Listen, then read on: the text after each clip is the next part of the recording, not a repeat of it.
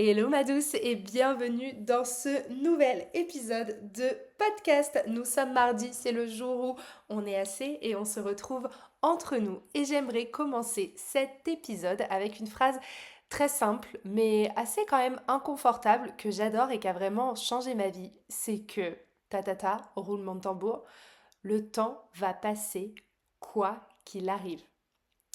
Le temps va passer que tu agisses ou pas.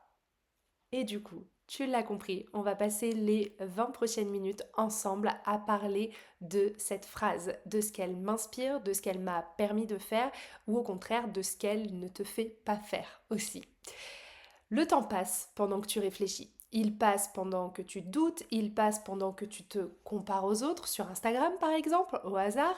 Il passe pendant que tu attends le bon moment, les bonnes conditions, la bonne version de toi-même, un nouveau signe de l'univers ou d'une voyante sur TikTok. La vraie question c'est dans 6 mois, tu auras encore 6 mois de plus qui se sont écoulés. Est-ce que ta vie, elle aura bougé? Est-ce qu'elle aura bougé dans le sens où tu veux la faire bouger? Est-ce qu'elle sera allée dans la direction où toi tu veux aller? Aujourd'hui, je suis pas là pour faire un débat philosophique, je suis pas là pour t'inspirer, je suis pas là pour te montrer que moi je l'ai fait, alors regarde-moi faire, je suis là pour te faire bouger toi aussi. Je suis là pour te faire faire les choses. Donc on n'est pas sur de la théorie, on est sur un mode d'emploi. Je vais te donner 10 actions concrètes, faisables dès aujourd'hui, pas parfaites, pas spectaculaires, mais elles sont transformatrices si tu les répètes. Parce que le changement, il vient pas d'une grande décision un jour. Tu vas pas sauter de là au sommet de la montagne en un jour. Tu vas monter un pas après l'autre, encore, et un jour, tu vas te retourner, réaliser tout ce que tu as déjà gravi et réaliser que le sommet, il est plus si loin. Donc c'est parti, installe-toi, prends un verre de vin, une coupe de champagne, ça te fait plaisir, un thé, un café, un chai, un matcha. Prends de quoi noter et surtout prépare-toi à passer à l'action. La plupart des femmes que j'accompagne, elles savent déjà ce qu'elles devraient faire. Ce qui leur manque, ce n'est pas la connaissance, ce n'est pas une information de plus, c'est le mouvement. Et c'est exactement pour ça qu'elles viennent me trouver. Et voilà ce que j'ai compris après des années à travailler sur moi-même et avec des centaines et des centaines de femmes via la méthode AC, c'est que la clarté, elle ne précède pas toujours l'action. Très souvent, elle en est la conséquence. C'est-à-dire que tu ne deviens pas clair en réfléchissant encore plus, tu deviens clair en bougeant. Combien de fois ça m'arrive par semaine d'avoir des femmes qui viennent en appel et qui me disent je sais que ça va pas, je sais que je dois changer ça, non mais je sais, et qui ne bougent pas, qui ne font pas ce pas de passer à l'action. Au-delà du fait qu'elles viennent à l'appel, derrière, elles sont tétanisées, leurs peurs et leurs expériences passées les font qu'elles restent dans le je sais, et donc un je sais avec pas un je bouge derrière ou je fais en sorte que, ça ne sert à rien. Autant de pas savoir, autant rester dans l'ignorance parce que ton je sais là, il te fait souffrir, parce qu'il te fait culpabiliser, il te fait savoir qu'il y a quelque chose qui va pas, qu'il faudrait faire quelque chose, qu'il faudrait bouger, mais comme tu le fais pas, bah tu te flagelles encore plus. Donc, quitte à ne pas bouger, autant ne pas savoir. Mais quitte à savoir, et bah c'est parti, autant bouger. La première action que je vais te conseiller, elle est là pour t'apporter de la clarté mentale. C'est d'écrire tes 3 priorités. Et c'est vraiment peut-être même la plus importante et c'est pour ça que je commence par celle-ci. Pas 10 priorités, pas une to-do list de 47 choses à faire avant la fin de l'année ou avant la fin de la journée, 3 choses. Seulement 3. Pose-toi cette question. Si ta vie, elle devait être différente dans 6 mois, qu'est-ce qui devrait avoir bougé en priorité? Ça peut être ta relation amoureuse ou ta vie sentimentale de manière générale, ton travail ou ta carrière, ton énergie mentale, ta confiance en toi, ta santé physique, mentale, émotionnelle, tes finances, peu importe. Mais tu en choisis 3. Parce que si tout est prioritaire, bah en fait rien ne l'est vraiment. Donc précision, importance. Ce n'est pas un engagement à réussir ici, c'est une direction. C'est dire à ton cerveau, montrer à ton cerveau, voilà ce qui compte vraiment pour moi en ce moment. Pour les 6 prochains mois, voilà les 3 priorités. Donc prends un papier, un carnet, ton téléphone, ouvre tes notes, ce que tu veux et écris-moi maintenant, c'est quoi ces 3 choses? Tu peux mettre pause comme ça, on continue pas la suite sans toi. C'est quoi mes 3 priorités pour les 6 prochains mois? L'action numéro 2, c'est que tu vas venir identifier une peur précise. Parce que derrière chaque procrastination, il y a une peur. Toujours. Si tu es en train de remettre à demain ce projet, ce message, cet appel, c'est qu'il y a une peur. Tu remets ce qui te tient à cœur. Pourquoi? Demande-toi de quoi j'ai peur exactement. Peur d'échouer? Peur de réussir et que du coup ta vie elle change? Ça je l'ai beaucoup, souvent en appel. La peur de décevoir quelqu'un? La peur de me décevoir? La peur d'être vue? La peur d'être jugée? La peur d'être critiquée? La peur que ça marche pas comme je l'aurais voulu? Ou la peur que ça marche un peu trop comme je l'aurais voulu? Nomme-la, écris-la, dis-la à voix haute. Parce que quand tu nommes quelque chose, quand tu nommes cette peur en l'occurrence, bah du coup elle va perdre une partie de son pouvoir. La peur c'est quelque chose de vague, de flou qui te paralyse. Alors qu'une peur nommée, tu peux la regarder en face et lui dire: écoute-moi bien Didier, je sais que tu es là, je t'ai entendu, je t'ai vu, mais je décide vraiment de te laisser sur le siège là quelque temps parce que moi j'ai d'autres choses à faire. Aussi simple que ça. Et tu commences à avancer malgré Didier là qui est en train de te regarder dans le corner. L'action numéro 3, c'est d'aller tous les jours, sans exception, marcher 20 minutes sans ton téléphone. Sans épisode de podcast, sans répondre à tes messages, sans appeler ta maman, ta meilleure amie, sans rien faire, juste marcher. Ton cerveau, il n'a pas besoin de plus d'informations. Il a besoin d'espace. Il y a un lien direct entre le mouvement de ton corps et la clarté de ton esprit. Quand tu marches, il y a quelque chose qui se débloque. Les pensées, elles s'organisent, les solutions, elles émergent. Alors aujourd'hui, ou demain matin, peu importe, tu mets tes chaussures, tu laisses ton téléphone à la maison, ou alors tu le mets en ne pas déranger dans ta poche si tu veux qu'il compte tes pas, et tu vas marcher. Tu me fais 2-3 tours de bloc, et tu respires. Et tu te poses juste une question, et tu laisses venir à toi la réponse. C'est quoi en ce moment le signe ou la réponse que j'ai envie d'avoir sur telle ou telle ou telle situation? Tu te la poses avant de partir et tu vas juste marcher. Pas de podcast dans les oreilles, pas de musique, juste toi, tes pensées et le mouvement. Tu vas voir à quel point ça change tout. La 4e action, et pas des moindres, c'est de ranger un espace. Que ce soit ton bureau, que ce soit ta table de nuit, que ce soit ton sac à main, que ce soit un tiroir, un placard, ton placard de salle de bain s'il faut. C'est exactement ce que j'ai fait moi le week-end dernier. Bref, n'importe quoi. Mais l'idée, c'est que quand tout est flou à l'intérieur, et bah avoir un extérieur en ordre, ça apaise. C'est pas du ménage, c'est un signal que tu envoies à ton cerveau de je reprends les choses en main. Je ne subis pas, je ne subis plus, j'agis. Et ce petit acte de contrôle sain, finalement, aussi simple soit-il, bah, ça peut débloquer une énergie énorme. Parce que, encore une fois, tu te mets en marche, tu te mets en mouvement. Donc la seule chose que tu as à faire, c'est de choisir un espace, de te donner 10 minutes, de tout sortir et de tout ranger. La 5e action, c'est d'envoyer un message avec le cœur et pas avec la tête à quelqu'un. Tu sais, ces messages qu'on n'envoie jamais, ou ces messages qu'on repousse, ou qu'on garde spécialement pour les anniversaires.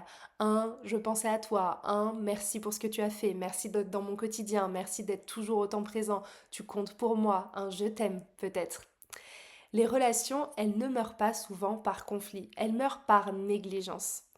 On attend, on se dit qu'on le fera plus tard, on remet à plus tard, on suppose que l'autre sait, on suppose que l'autre va bien parce que, avec les réseaux sociaux aussi, il y a cet effet de je suis à moitié ta vie, donc je vois ce qui se passe, donc je sais comment tu vas et je sais ce que tu vis. C'est faux.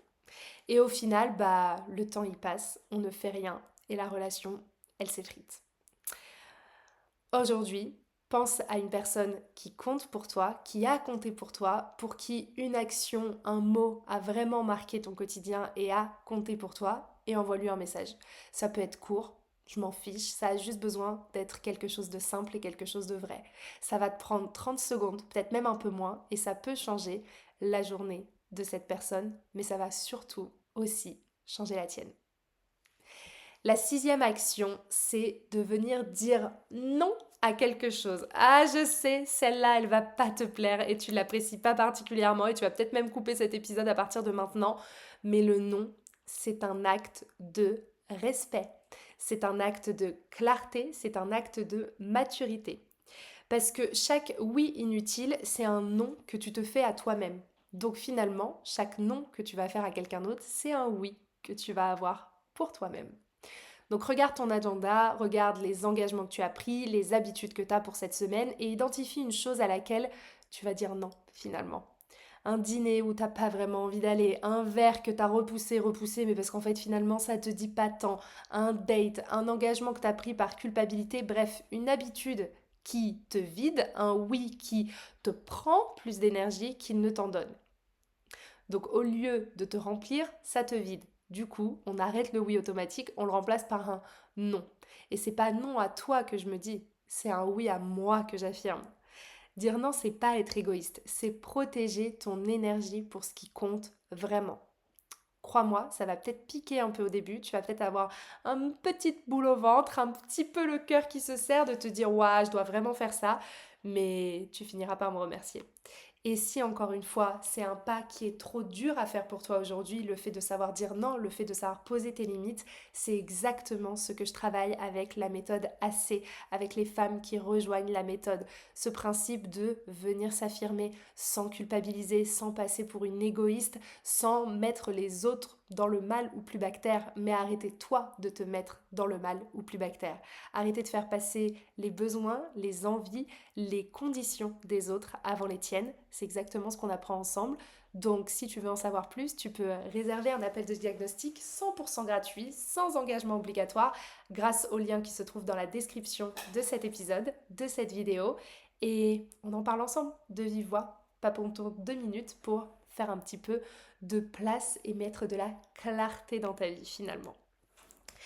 L'action numéro 7, cette septième action, ça va être d'apprendre quelque chose de nouveau pendant 15 minutes daily, par jour. On en revient.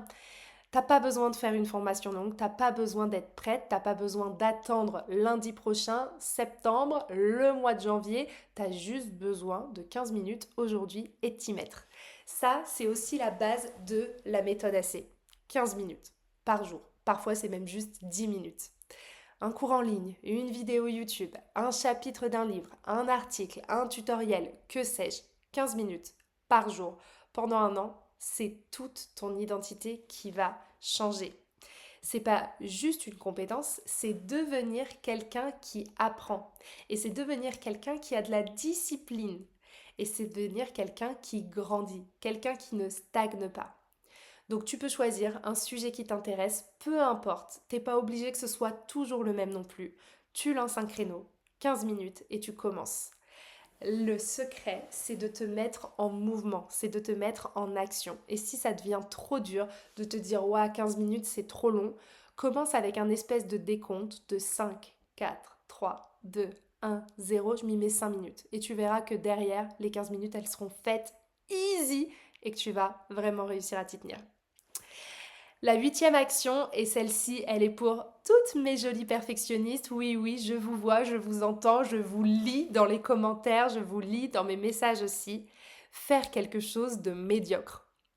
Alors ouais, je sais, ça paraît un peu contre-productif et le médiocre, il fait peur à toutes celles qui veulent bien faire, aux gentilles petites filles, aux grandes sœurs parfaites qui ont appris à tout faire parfaitement, qui ont le souci du perfectionnisme, le défaut du perfectionnisme et de vouloir tout faire parfaitement. Tu sais quoi? Au risque de me répéter, fait est mieux que parfait et fait est encore mieux que pas fait du tout. Donc tu vas commencer. Tu commences moche, tu commences maladroit, mais tu commences quand même. Parce que je te vois faire de procrastiner parce que tu as peur, parce que tu sais que tu n'es pas une experte, parce que tu connais pas, parce que tu sais pas. Mais on a tous commencé quelque part quelque chose. Mon premier cours de pilates, je suis sortie de là, je pleurais. Je pleurais parce qu'autour de moi, j'avais que des nanas stéréotypes du pilates. Des blondes, élancées, super fit, qui tenaient la planche pendant 10 minutes sans une goutte de sueur. Et moi, je tenais à peine 30 secondes. Je suis tombée au moins 10 fois pendant cet exercice. Je n'arrivais pas, j'arrivais pas, je ne tenais pas, je souffrais, je comprenais pas pourquoi autour. Toutes les meufs, elles avaient l'air de gérer et c'était vraiment comme si elles étaient en train de marcher simplement avec une copine dans la rue, elle ne ressentait rien. Moi, je douillais. Et derrière, j'ai eu des courbatures pendant 3 jours. Je suis sortie de ce cours. J'ai appelé ma mère en pleurant en disant je suis une patate, je suis obèse, c'est horrible, j'arrivais à rien, je me suis sentie nulle, je me suis sentie comme une merde, j'y arrive pas. Et ma mère m'a dit mais Mélanie, tu vas au sport 4-5 fois par semaine, fais juste autre chose, c'est juste que ce sport il est pas pour toi, c'est pas grave, machin. Et je lui ai dit ah non, non, non, non, non, écoute-moi bien, j'ai repris le même cours jeudi prochain à 18h. Et pendant les 6 mois d'après, tous les jeudis à 18h, quand j'étais sur Barcelone, entendez-moi bien, j'étais à ce cours. Je ne voulais rien savoir jusqu'à ce que les 10 minutes de planche, je les tienne. Et aujourd'hui, devine quoi? Le pilates, c'est ma passion. Je continue d'aller au sport 4-5 fois par semaine, mais je vais 4-5 fois par semaine au pilates. J'ai pris un level de malade et je m'en rends compte parce que quand je vois des nouvelles personnes complètement découragées, je suis celle qui va leur parler à la fin du cours en leur disant t'inquiète my girl, je suis passée par là, accroche-toi, dans 2-3 mois, ce sera de l'histoire ancienne. Je dis pas que tu vas pas douiller au début. Je dis pas que ça va pas faire mal à ton ego et à ta fierté de te dire purée, je suis nulle. Je me compare à d'autres et je suis nulle. Mais tu t'accroches, il y a de la discipline et tu viens de prouver que j'ai dit que j'allais faire quelque chose, je le fais. J'ai voulu apprendre une nouvelle chose, j'y arrive et en fait, petit à petit, je suis devenue that girl. Je suis devenue cette meuf qui fait du pilate, qui prend du plaisir à faire du pilate, qui y arrive et qui arrive aussi à rebooster toutes ces dadas qui galèrent comme elle a galéré. Donc si ce message il te parle, prends-le. Écris un premier jet qui va être nul, enregistre une vidéo qui va être ratée, fais un dessin qui est ridicule, envoie un email qui est imparfait. Tu crois que je suis contente de toutes les vidéos que je poste, de tous les posts que je fais sur Tu es assez? Absolument pas. De tous les emails que je vous envoie 3 fois par semaine? Absolument pas non plus. Même la première version de la méthode AC, j'en étais pas 100% heureuse, 100% convaincue, mais j'ai appris en mouvement, j'ai appris en marchant et c'est encore pas parfait. Et ces épisodes de podcast, vous m'entendez, j'ai des tics de langage, j'ai des bruits de bouche parfois, j'ai des bégaiements, je perds mes mots, je me répète et alors le fond du message, il est là, vous comprenez ce que je veux dire, on parle la même langue, c'est pas parfait, mais c'est fait. Parce que voilà la vérité, c'est qu'on ne devient jamais confiante en attendant d'être prête à 100%, on le devient en faisant. C'est en forgeant qu'on devient forgeron ou quelque chose comme ça. Donc l'action imparfaite, elle bat la perfection immobile. Toujours, à plat de couture, sans hésiter. La 9e action, c'est que tu vas venir bloquer 1 heure demain pour ta priorité numéro 1. C'est-à-dire qu'on revient au point numéro 1 de ce podcast où tu m'as choisi 3 priorités pour les 6 prochains mois. Tu vas prendre la priorité numéro 1 et 1 fois par semaine, tu vas me bloquer 1 heure pour bosser, taffer cette priorité. Là, ça te fait pas trop plaisir, mais crois-moi, tu me remercieras. Le temps, c'est ta ressource la plus sacrée. Et ce que tu ne planifies pas, et bah du coup, ça n'existe pas.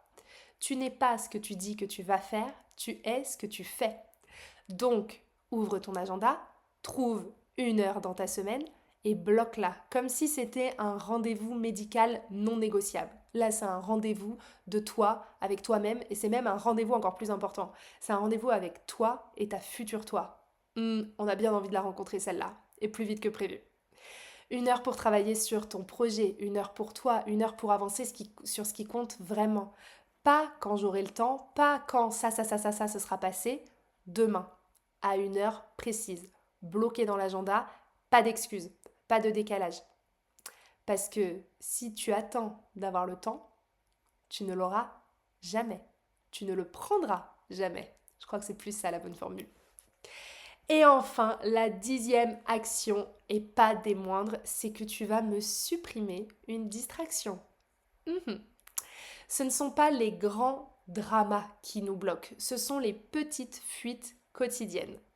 C'est les apps que tu vas ouvrir 50 fois par jour pour vérifier que tu as reçu tel ou tel message. C'est les notifications qui nous arrachent du moment présent, qui nous arrachent à nous-mêmes. C'est les newsletters qu'on reçoit et qu'on lit jamais, sauf celle de Tu es assez. Hein. Celle-là, tu la gardes parce qu'elle est quand même plutôt intéressante. C'est les relations qui nous drainent. Donc tu vas identifier une distraction et tu vas la supprimer. Pour moi, par exemple, ça a été, et peut-être que c'est contre-productif de vous dire ça, les notifications Instagram. Vous êtes près de 25 000 personnes à me suivre aujourd'hui sur Instagram. Je ne vous dis pas le nombre de messages que je reçois par jour. Et je les demande, ces messages, parce que moi, je prends le temps de répondre à tous ces messages parce que je veux engager avec ma communauté, parce que ça me fait plaisir de vous parler, parce que ça m'aide à comprendre quel est votre besoin et ce que vous recherchez ici et comment je peux vous aider au mieux. Mais du coup, ça fait beaucoup de messages et ça fait beaucoup de notifications. Si là, par exemple, je suis en train de vous parler, je suis en train de tourner cette vidéo, ce podcast, et mon téléphone, il fait que vibrer sans cesse. Une des habitudes qui a changé ma vie, et j'en ai fait une vidéo et je le répète souvent en story, c'est de mettre mon téléphone en ne pas déranger. Et en fait maintenant, avant c'était que la nuit, et le soir quand je rentrais chez moi, et en fait maintenant c'est plusieurs heures par jour. Avoir mon téléphone en ne pas déranger, avoir zéro notification, que ce soit Instagram, que ce soit WhatsApp, que ce soit Teams, que ce soit whatever, mais j'avance beaucoup plus vite sur des tâches de fond et je vous raconte pas comme ça a changé ma productivité et donc ma vie. Donc du coup, tu vas m'identifier cette distraction, me désinstaller cette application ou désactiver les notifications ou tu vas te désinscrire de cette newsletter, tu vas mettre des limites parce que ça commence par là. Tu vas récupérer ton attention, ton intention aussi, récupérer ton énergie et récupérer ta vie finalement et crois-moi, tu me remercieras vraiment. Alors voilà, 10 actions, 10 façons de reprendre la main sur ta vie actuelle. Dans 6 mois, le temps, il aura passé et la seule question, c'est est-ce que tu seras fier de ce que tu as fait pendant les 6 derniers mois? T'as pas besoin de changer toute ta vie aujourd'hui. T'as pas besoin de tout révolutionner d'un coup. T'as juste besoin de faire un pas, un seul. Tu l'as vu dans ces 10 actions, on n'est pas sur je saute sur le sommet de la montagne. On est sur tous les jours, 10 minutes, 5 minutes, une habitude, 1%, tous les jours, tous les jours, tous les jours. Et puis un autre, et puis encore un autre, et puis encore un autre. Parce que c'est comme ça que les vies changent. Pas dans les grandes décisions spectaculaires, mais dans les petits choix répétés, dans les actions simples qui sont posées avec intention et qui sont réalisées jour après jour, encore et encore. Donc voilà mon invitation. Choisis une des 10 actions que je t'ai présentées dans cet épisode, une seule, et tu la fais maintenant. Tu coupes cet épisode et t'attends pas demain, t'attends pas lundi, t'attends pas la semaine prochaine, t'attends pas le mois de septembre, tu la fais maintenant. Parce que le temps, il va passer et autant qu'il passe pendant que tu bouges. Je suis fière de toi, même avant que tu commences, parce que le simple fait d'avoir écouté cet épisode jusqu'au bout, c'est déjà un début. N'oublie pas de t'abonner, de partager pour faire diffuser mon message autour de toi et je terminerai en te rappelant, comme toujours, que tu es assez, tu l'as toujours été et tu le seras toujours. À mardi prochain, ma douce.